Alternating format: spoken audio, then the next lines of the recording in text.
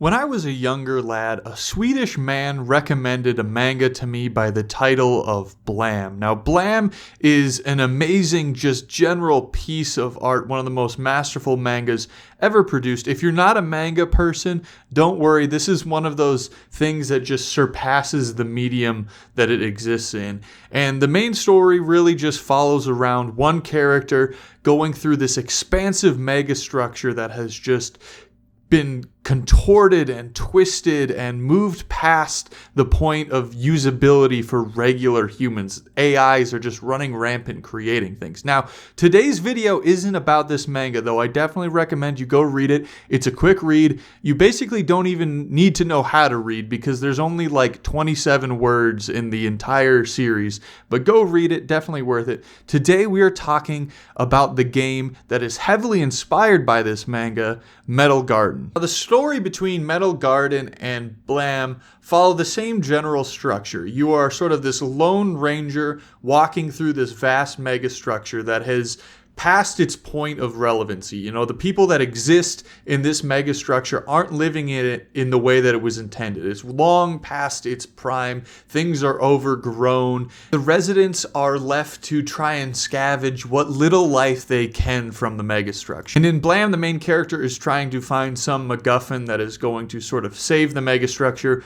But in this case, what we're looking for is a way out of the mega structure to find a better life somewhere else. And there are a bunch of different factions desperately trying to find a way out. Now, I'm not going to get into a ton of story details for this video because I want you to go and play it and experience it. It's a relatively short game. You can probably beat it in a night if you really sit down and play it. But the story, like Blam, is primarily told through the environment and overhearing conversations and other people talking to you. There's no great big cut scenes or anything like that. There isn't some quirky sidekick talking to you throughout the game. In today's day and age, to play something that doesn't have something like that is absolutely amazing and is just a breath of fresh air in the 2025 game environment. I know a lot of people are like, well, how's the gameplay for it? And the gameplay is actually really fantastic. And the best way I could describe it would be like bullet time, but in real time. Because you see, with this megastructure in this world, there's clearly something wrong with the general atmosphere, and the physics just kind of,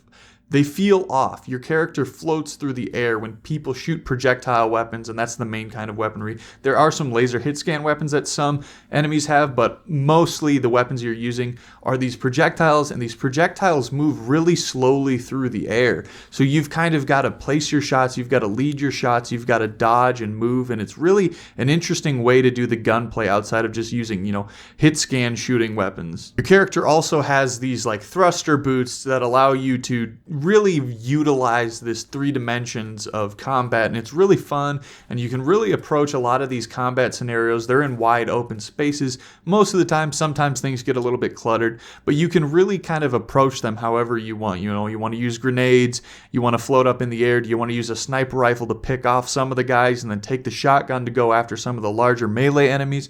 It's really fun to kind of plan out your attacks, and it's really just an interesting breath of fresh air in the shooter genre, in my opinion. Because I feel like a lot of times with these indie shooters that have really cool concepts and idea, the thing that falls apart is usually the gameplay. The gunplay is usually not that fun because they're so focused on building this world that the gameplay is kind of added as an afterthought. But I really enjoy the gunplay in this game and would love to see it expanded into future games. There are also really no redundant weapons. Each weapon serves its own specific purpose and has its own use cases versus the other weapons. So you've got to kind of pick your weapon accordingly to the strategy you're going to use. The game also has a bunch of healing systems. So basically, if you take a certain amount of damage, one of your body parts will be injured, and then you might not be able to use ADS, you may not sprint as fast, and you need to go to a surgery terminal to get that fixed. Gameplay also features some first-person platforming and puzzle sections, and I'm happy to say that these are not too overbearing and do not take away from the experience. I know first-person platforming can be rather difficult in certain games, especially Half-Life. But this game, it's relatively well forgiving. Like I said, the kind of weird gravity and the thruster boots allow you to make jumps that you normally wouldn't be able to make in real life and whatnot. And there's also a bit of a contextual kind of lift up mechanic when you kind of approach a ledge. So that's really forgiving. It really helps the game. You fall really slowly. There's no fall damage, so you can really kind of just aim your falls to get exactly where you need to go. And if you do end up dying from fall damage by falling into a pit, it doesn't, restart you from a checkpoint. You just pop back up with a lower amount of health. So really forgiving in that way. And the puzzles, while they are challenging, it's nothing that's going to require you to really, pull up your phone. These are all environmental puzzles to, move switches and move things in certain orders. Some of them are really incredibly easy, almost probably too easy, but nothing's too hard to where, you need to go to the wiki page or look up a guide or watch a YouTube video. Moving on from the gameplay to my absolute favorite part of this game, the general presentation and vibes of it all. This game is immaculate when it comes to art design, graphics, and general overall just visual style. It's truly fantastic. The game is running on the Source engine in the year of our Lord 2025, and man, there is something so timeless about the Source engine when it's making these games. Like, it's like a 35mm film on, in comparison to like filming in digital. Filming on that real film just adds a level of grit and character to a movie. In that same way, making your game in Source seems to do the same kind of thing, where this game just kind of feels like that 2005 Halo 2 vibe. It just creates this amazing wave of nostalgia that is so strange to get when you're playing a game for the first time that you never played before back in the day. The atmosphere of this game is so just completely isolating. You feel so alone when you're playing it. Everything is so cold and dreary, and it adds to this level of loneliness that almost inspires its own sort of kind of like horror. I know this isn't a horror game, this is definitely a sci-fi game, but this level of loneliness that you feel slowly, moves into dread, especially when you're in these long sections where you're not fighting enemies and you're just walking through the environment. You just get this sense of longing for a place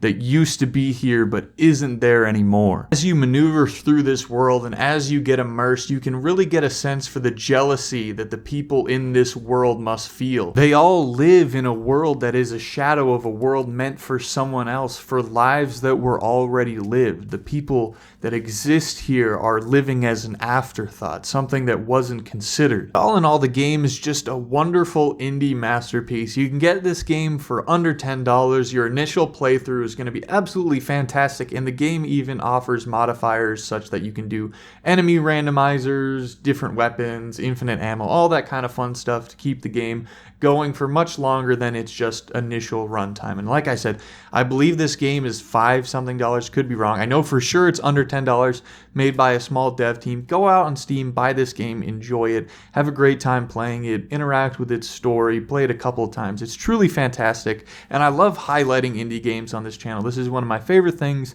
I get to do for my audience, is just share these awesome experiences I've found that I've really enjoyed and spread the joy to other people. If you're a fan of more independent games, a lot of my channel is me trying to spotlight these games. So if you want to see more stuff like this, please consider subscribing to my channel. I'm really close to 1,000 subscribers. I'm really grinding for it, and you could be that lucky number 1,000. So please go and do that. Also, if you like this video, leave a like, comment down below, talk about whether or not you like Blam, or if you've played this game Metal Garden, what kind of indie games you like. And I really want to see more Blam inspired media. I really wish they were able to do some kind of Blam anime, but I don't think it really works because there's no dialogue, and honestly I think it just lives correctly in that visual style, that heavy black and white inked style. And again, if you didn't like this video, I say this at the end of all of my Gunty videos, please leave a dislike. This is really important because it shows me that you really didn't like the video, and it hurts my feelings, but also it boosts me in the algorithm, which is fantastic. I'm also going to need a hate comment on this video. I'll give you guys an easy one. Tonight's assignment is only going to be 300 words in your hate comment. So, make sure you're using complete sentences. I'm going to be checking for grammar, but make sure you guys are throwing out your hate comments. And with that, it's been Gunty, and I will see you guys in the next one. Later.